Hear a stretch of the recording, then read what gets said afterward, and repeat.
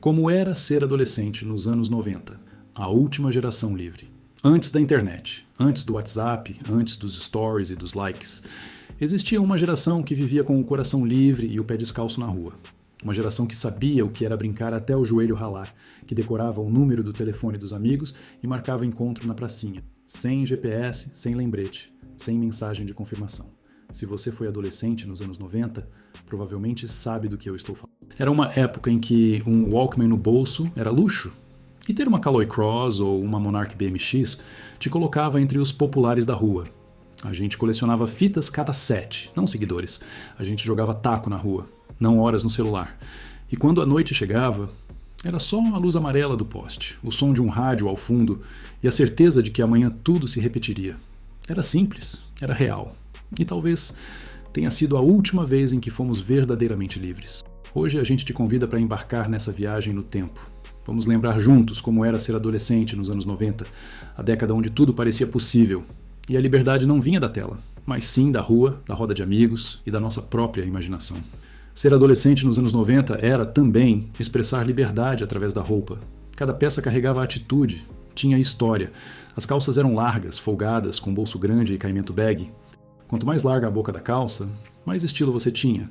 As camisetas da Company, Fido Dido, TNG, ou aquelas com estampas psicodélicas faziam a cabeça da galera. E os tênis? Os tênis.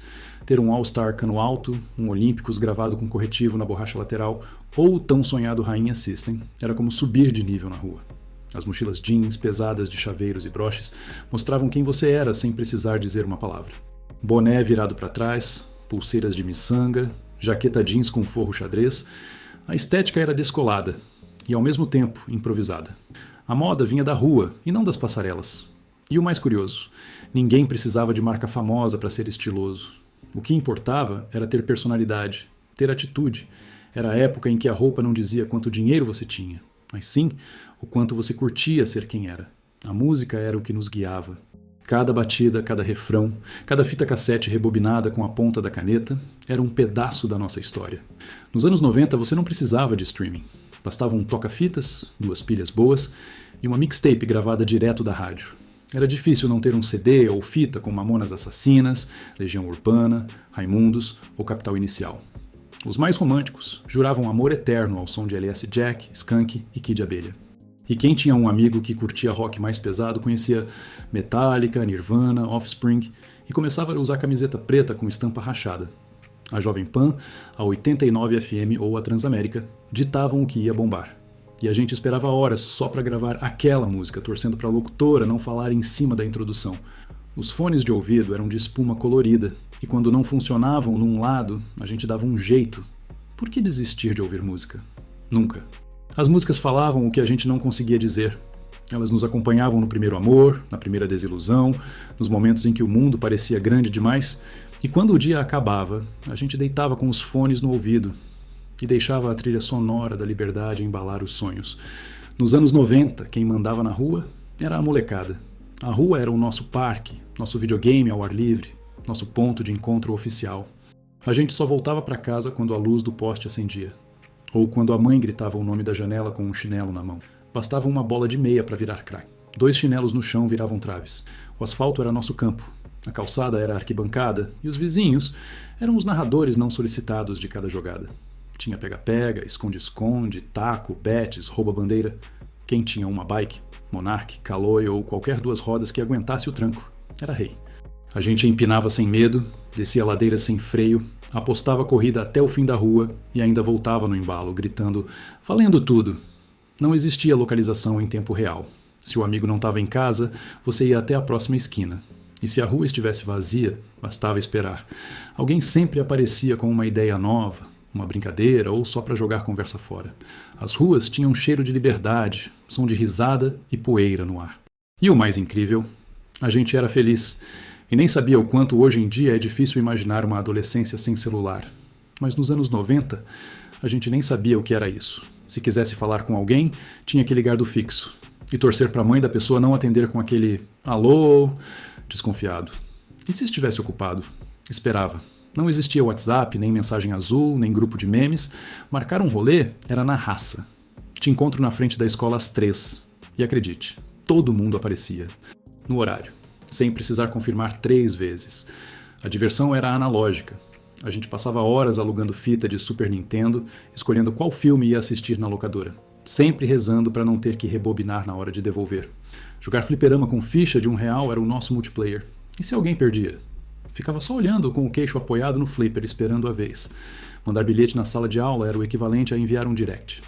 E quando a menina respondia com um sim no papel dobrado em coração, o mundo parava por alguns segundos. A gente usava esta imaginação. Criava, improvisava, inventava. E talvez seja por isso que os momentos daquela época ficaram tão vivos na memória. Porque quando a tecnologia era escassa, a vida era vivida com mais presença. A TV dos anos 90 era praticamente um membro da família. A gente sabia de cor os horários dos programas, esperava o episódio da semana e não tinha botão de pular a introdução. De manhã, tinha TV Colosso, Xuxa, Angel Mix, Mara Maravilha. À tarde, era a sessão da tarde com aqueles filmes repetidos que a gente nunca enjoava. Curtindo a vida. Adoidado, Meu Primeiro Amor, Esqueceram de Mim? E à noite, era novela. A gente sentava na sala com a família, comendo pão com margarina e vendo o que a Globo, o SBT ou a Manchete preparavam para o dia. Mas a verdadeira emoção começava mesmo nos fins de semana. Banheira do Gugu, Topa Tudo por Dinheiro, Passa ou Repassa, Disney Cruise e, para quem era mais roots, Cavaleiros do Zodíaco, Dragon Ball, Chaves, que era praticamente religião nacional. Tinha também os seriados, Anos Incríveis, Barrados no Baile, Malhação, Condado e Mocotó. E se você lembra da vinheta de abertura do Você Decide, então você definitivamente viveu uma época de ouro. A gente não maratonava, a gente esperava. E isso tornava cada episódio inesquecível, porque ali, no sofá da sala ou na cama com a TV de tubo ligada, a gente descobria o mundo e, sem saber, estava vivendo os roteiros mais simples e mais memoráveis da nossa história. Quem foi adolescente nos anos 90 sabe, a gente não precisava de gourmetização para ser feliz. Os sabores daquela década moram na memória até hoje, e em nenhuma prateleira atual você encontra algo parecido. Era bala soft que quase entalava, chiclete ping-pong com figurinha dentro, bubalu de tutti-frutti que escorria no primeiro mordida, Plock com tatuagem no papel. Tinha o chocolate surpresa. E a surpresa mesmo era a figurinha com bicho selvagem que a gente colecionava no álbum. O Guaraná Caçulinha vinha em garrafinha de vidro e o refrigerante de laranja deixava a língua colorida. Paçoca rolava o ano inteiro. Cheetos de dedos amarelos, pipoca doce da feira no saquinho rosa, bolacha Mirabel e o saudoso salgadinho Fofura. E os lanches? Pastel de feira com caldo de cana era rei. Na escola, pão com mortadela enrolado no guardanapo de bar. Em casa, miojo com salsicha ou pão com maionese e ketchup. Tudo era mais simples. E cada mordida carregava uma alegria sem filtro, porque não era sobre o valor do lanche. Era sobre o sabor da liberdade, da infância e da despreocupação. Os anos passaram. As ruas ficaram mais vazias, os telefones viraram telas e o mundo parece ter acelerado demais. A liberdade que tínhamos se escondeu atrás de senhas, notificações e algoritmos. Hoje, cada passo é rastreado, cada palavra é registrada, cada silêncio parece um sinal de desconexão. Naquela época, a gente se perdia e se achava sozinho.